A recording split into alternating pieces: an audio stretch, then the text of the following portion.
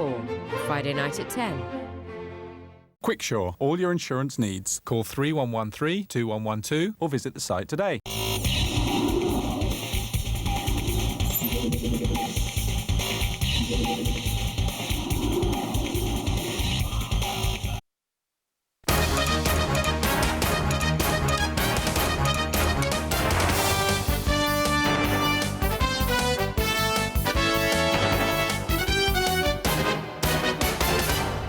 Good evening. The Chief Executive says he will only respond to new questions over illegal structures found at his home at an appropriate time.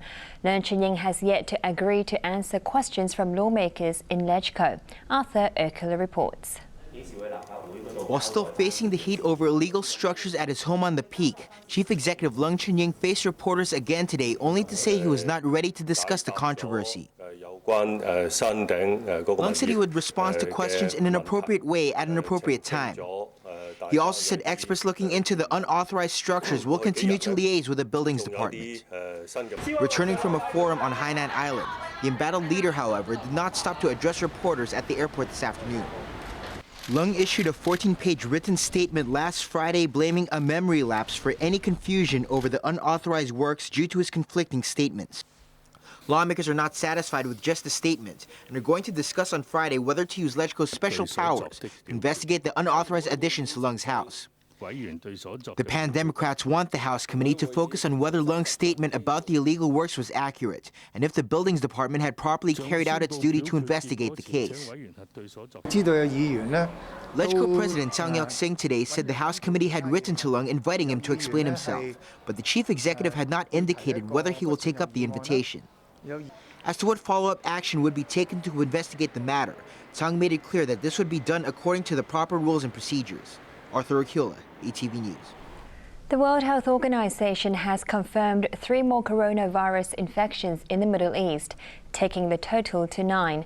Health Chief Ko Weng-man said his department is closely monitoring the situation. The World Health Organization has confirmed 2 more cases of novel coronavirus in a third country in the Middle East, Jordan. The 2 cases there occurred in April, and experts have now confirmed that the patients died of novel coronavirus. Another case was found in Saudi Arabia. This brings the total number of infections to 9, and 5 have died. There have been reports that one of the fatal cases in Jordan was a nurse who was treating the infected patient, raising concerns of a possible human-to-human transmission. Health Chief Ko Weng-man says health authorities are very concerned about the matter and are liaising with the WHO to get more information. Ko said the Center for Health Protection has been assessing its contingency plan here, but said it's not necessary to raise it yet. At the present moment, there is as yet no need to escalate the contingency plan. But he advised travelers to and from the Middle East to take extra precautions and to seek a doctor if they have breathing difficulties. I would like to appeal to our citizens and Hong Kong people to be aware of these symptoms.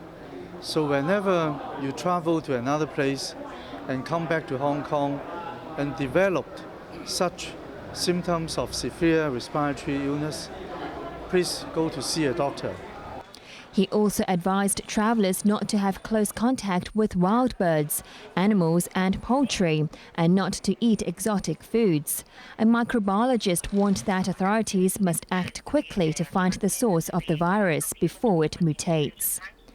Now, there is no evidence of efficient human-to-human transmission, but this particular cluster of cases in the intensive care unit in the Jordan hospital strongly suggests limited human-to-human transmission.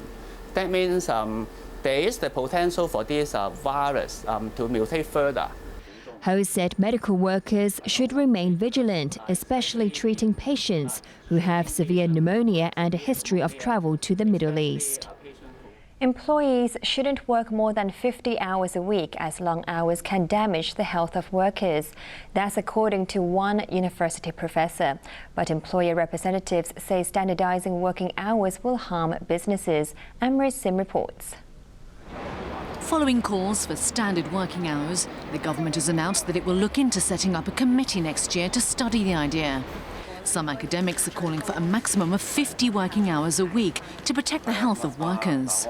Working in excess of 50 hours will expose the worker to unnecessary risks for health and also for other industrial accidents. So that is why I argue for this 50 hours of maximum, and then it's up to the individual employer to decide, in consultation with his employees, what is the appropriate working hours between them in a contract. Employer and employee representatives from the Labour Advisory Board remain divided on the issue. Business representatives say implementing standard working hours will harm businesses, and in some cases it's totally impractical. Standard working hour will have a great impact, on the feasibility of, the business development, in Hong Kong. So basically, we do not agree with, the legislation for, standard working hours. The city has 2.8 million employees and 660,000 worked overtime last year. While slightly more than half of those employees were paid for overtime work, the other 320,000 received nothing. Trade unions say working hours need to be set at 44 hours a week and overtime must be compensated. They also believe workers must not do more than 72 hours. But workers doing time-intensive jobs like accounting say they can't simply put their pens down when they've reached the limit, and all that will happen is they'll have to take the work home and won't get paid overtime. The government said several views will have to be considered before drawing up legislation. Housing Chief Anthony Cheung says the government's idea to raise income limits for middle-class families to buy subsidised flats next year is a good one. Cheung said the adjustments were made based on the latest income and expenditure data. The government will raise the income limit for people applying for 5,000 second-hand home ownership scheme flats that go on sale in January. The subcommittee dealing with subsidised homes under the Housing Authority announced earlier that a two-member household earning not more than $40,000 a month will be eligible. The income limit for single-member households will now be raised to $20,000 a month. Housing Chief Anthony Cheung says the adjustments are fair because it is based on data according to the family's expenditure and affordability. About 270,000 households that are renting private flats can join the scheme. Cheung also said the government will be selling the remaining 4,000 flats under the My Home Purchase Plan in Tsing Yi. The public can apply for the first batch of almost 1,000 flats under the scheme from this month. Cheung said the government has switched the previous rent-to-buy scheme to selling the flats at discount prices under the Hong Kong Land for Hong Kong People policy, and the scheme will continue. Lawmakers are calling for the government to have a more active role in the bid to reduce management fees of MPF schemes. And in other local news, bus company KMB has come under fire for wanting to raise fares. Bo Lang reports. KMB has sparked anger again over the bus company's decision to raise fares. But some transport experts say it may be necessary because of the expansion of the railway network, as it means there will be fewer using buses and make it more difficult for KMB to make a profit. The biggest hit for the bus company will be the Sha Tin to Central link, and heavily congested roads will make the situation worse. If KMB gets what it wants, passengers could end up paying up to 60 cents extra per trip. But Neo-Democrats legislator Gary Fan, who's also deputy chairman of LegCo's transport panel, said the company can find its finances somewhere other than the pockets of commuters.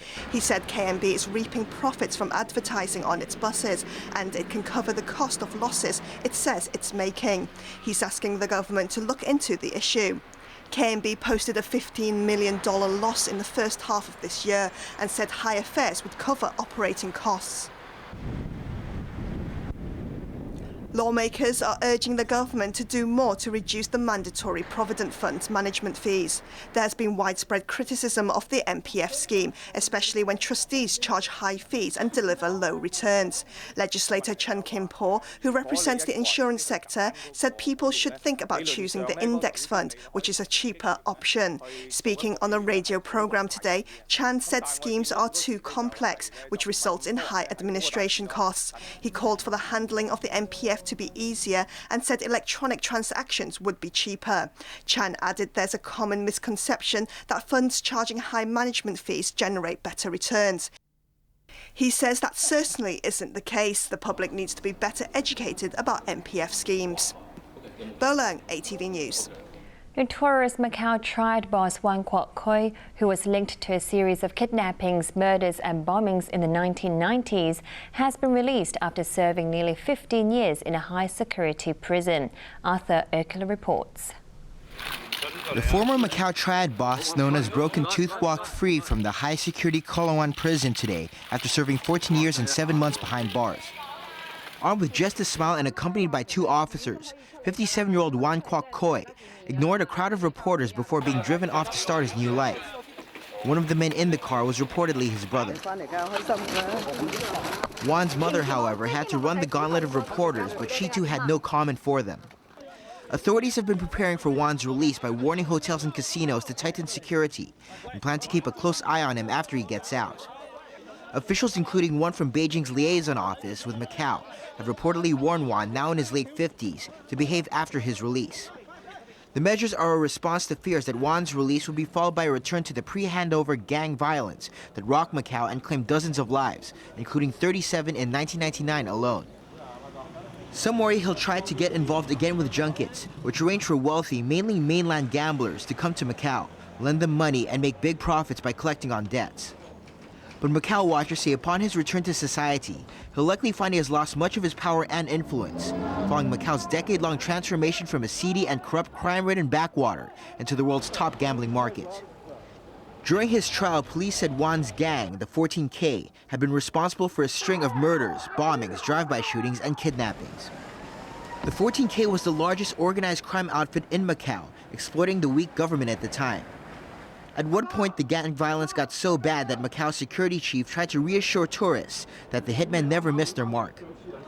Wan was convicted of loan sharking, money laundering, and being a gang leader in November 1999, a month before Portugal handed control of Macau, its colony for more than 4 centuries, back to Beijing, and long before the sleepy enclave welcomed international operators to build the modern resorts that have made it a gambling mecca. Arthur Erkler, ATV News. Overseas, the number of jobless people in Europe has hit a record high. Meanwhile, U.S. President Barack Obama has warned of a Scrooge Christmas if Republican lawmakers don't renew tax breaks for working families. Ben O'Rourke has more. As America's first dog, Bo, inspected the festive decorations and trees surrounded by presents at the White House, his owner, US President Barack Obama, was warning people they're in for an unhappy Christmas if tax breaks are not renewed and the country slides over the so-called fiscal cliff. If Congress does nothing, every family in America will see their income taxes automatically go up on January 1st. Every family, everybody here, you'll see your taxes go up on January 1st. I'm assuming that doesn't sound too good to you. That's sort of like the lump of coal you get for Christmas. That's a Scrooge Christmas. But the key players in the looming US budget crisis are talking to TV cameras rather than to each other, and they're accusing the other side of blocking progress. Obama, who is visiting a Pennsylvania toy factory, favors a tax break for